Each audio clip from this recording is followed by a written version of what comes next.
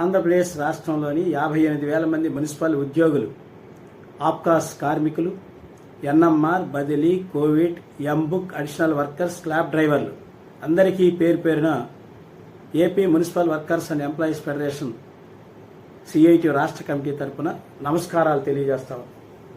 మిత్రులారా, ఈరోజు మనందరి జీవితం ప్రమాదంలో పడింది. ఈపీపీ పద్ధతిలో మున్సిపల్ రంగంలో పౌర సేవలని 14 కీలక విభాగాలని ప్రైవేట్ పరం చేయాలని కేంద్రంలోని మోడీ ప్రభుత్వం డైరెక్షన్లో రాష్ట్రంలోని తెలుగుదేశం కూటమి ప్రభుత్వం నిర్ణయించింది. మున్సిపల్ రంగంలో 14 విభాగాలను ప్రైవేట్ పరం చేస్తూ 975, 673 జీవోలను ఆగమేఘాల మీద తీసుకొచ్చింది. ఈ ప్రైవేటీకరణ విధానాలను అమలు చేసేందుకు అవసరమైన కార్యాచరణ ప్రణాళికను రాష్ట్ర ప్రభుత్వం జారీ చేసింది. మున్సిపల్ కమిషనర్ల మీద పెద్ద ఎత్తున ఒత్తిడి తీసుకొస్తున్నారు. ప్రైవేట్ సంస్థల చేతుల్లోకి మున్సిపాలిటీలు వెళ్ళిపోతే వాళ్ళు లాభాలు చూసుకుంటారు తప్ప ప్రజల ఆరోగ్యం గురించి పట్టించుకోరు, పర్యావరణం పట్టించుకోరు. కార్మికుల హక్కులు కూడా నిరాకరించబడతాయి. ఇటువంటి ప్రమాదకరమైనటువంటి పోకల్ని అడ్డుకునే దానికోసం ఇప్పటికే AP municipal workers and employees federation పెద్ద ఎత్తున కృషి చేస్తూ ఉంది. తెలుగుదేశం కూటమి అధికారంలోకి వచ్చిన 2 ఏళ్ల కాలంలో చెప్పులు అరిగేలాగా కార్మికులందరికీ జీతాలు పెంచండి, 12వ పిఆర్సీ కమిషన్ వేయండి, గ్రాట్యుటీ ఇవ్వండి, రిటైర్మెంట్ బెనిఫిట్స్ ఇవ్వండి, పిల్లలకు ఉద్యోగాలు ఇవ్వండి, సంక్షేమ పథకాలు అమలు చేయండి, హెల్త్ కార్డులు ఇవ్వండి వేడుకుంటా ఉన్నాం. కానీ ప్రభుత్వం కార్మికుల కోరికలు మాత్రం పెడచెవిని పెడతా ఉంది. ఒక్క సమస్య కూడా పరిష్కారం చేయట్లేదు.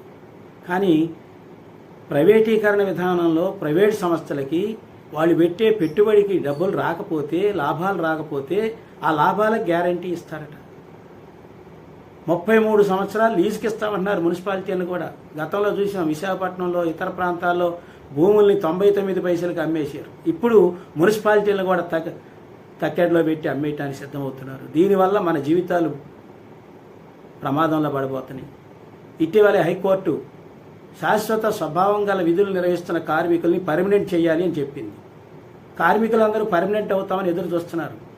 ఈ ప్రభుత్వం సానుకూలంగా స్పందిస్తుందని చూస్తున్నారు. కానీ అటువంటి సానుకూల స్పందన లేకపోగా మున్సిపల్ కార్మికుల ఆశల్ని నీరుగారుస్తూ మరింత బానిసలుగా మార్చే పాత్రలో వర్కౌట్ సోర్సింగ్ విధానానికి తెరలేపుతా ఉన్నారు. ఇటువంటి ప్రమాదం వస్తే ఉద్యోగాల గ్యారంటీ ఉండదు, జీతాల గ్యారంటీ ఉండదు. గతంలో మనం అనుభవించాం. ప్రైవేట్ కాంట్రాక్టర్ల దగ్గర నెల జీతాలు ఎవరు, వాళ్ళు ఇష్టమైనట్టు ఇస్తారు. ఆబ్సెంట్లు వేయటం, జీతాల్లో కోత పెడతాం, బెదిరించడం, ఉద్యోగాలను తీసేయటం, ఇటువంటి అనేక ఇబ్బందులు కార్మికులందరూ ఎదుర్కొన్నారు. మరలా అటువంటి పరిణామాలు రాబోతున్నాయి. అటువంటి పరిణామాలను అడ్డుకునే దానికోసం AP municipal workers and employees federation ఇప్పటికే పెద్ద ఎత్తున కార్యక్రమాలు నిర్వహిస్తూ ఉంది. మంత్రులు, ఎమ్మెల్యేలకి రాయబారాలు నిర్వహిస్తున్నాం. ముఖ్యమంత్రి గారికి లెటర్ రాయమని ఎమ్మెల్యేలను అడుగుతా ఉన్నాం. కలెక్టరు, జేసీఎల్, డీసీఎల్, లేబర్ అధికారులని కలిసి రిప్రజెంటేషన్ చేయబోతా ఉన్నాం. 2026 జూన్ 22వ తారీఖున విజయవాడలో ధర్నా చౌక్ నుండి మంత్రి గారు నారాయణ గారు ఇంటి దాకా పాదయాత్ర నిర్వహించి కార్మికులందరి నుండి సేకరించిన వేలాది సంతకాల కట్టల్ని మోసుకొని మంత్రి గారికి అందించబోతా ఉన్నాం. అయ్యా, ప్రైవేటీకరణ ఆపండి, మా ఉద్యోగాలు పర్మనెంట్ చేయండి, సమాన పని సమాన వేతనమని చెప్పి అడగటం కోసం వెళ్తున్నాం. ఇప్పటికీ మన కార్మికుల్ని ముక్కలు చేసి విద్యుత్ వాళ్ళని ఒక రకంగా, మంచినీళ్ళ వాళ్ళని, డ్రైనేజీ వాళ్ళని, పార్కుల వాళ్ళని విడగొట్టి దెబ్బకొట్టేటువంటి కుట్రలు సాగుతున్నాయి. ఇటువంటి విడగొట్టి దెబ్బకొట్టే కుట్రలకు వ్యతిరేకంగా అందరూ కలిసికట్టుగా ఎదుర్కొందాం. 58,000 మంది ఒక మాట మీదకి వద్దాం, ఒక కట్టుబాటుకు వద్దాం, ఒక ఐక్యంగా నిలబడదాం.